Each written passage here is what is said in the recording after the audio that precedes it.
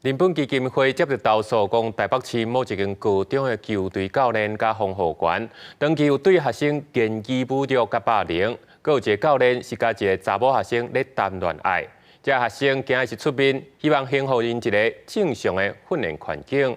大家一起来运动吧。心情是真叮当嘛，真烦恼。台北市一间高中球队几落位学生站出来，讲平常时如何和总教练、助理教练、防护员来对待。教练霸凌、丢币、辱骂、下贱废物畜生、歧视女性、死娘娘腔，少一颗睾丸。这次我站出来说话，是希望这个社会能还给我们一个公平。 总教练甲助理教练啥物拢骂，定定嘛讲话来威胁，也是感觉要拍人，嘛叫球队的先辈去欺负学弟甲学妹。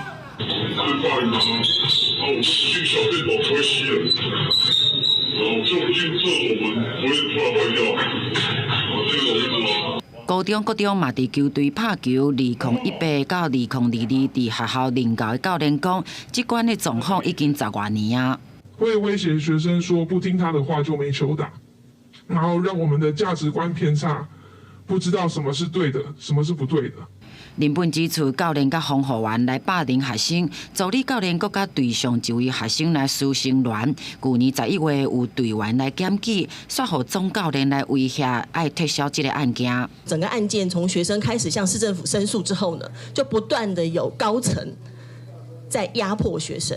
林本甲立委陈佩如是要求体育署来组成专案小组，也毋过体育署无答应，但是确定教育部的校安通报无收到这件代志。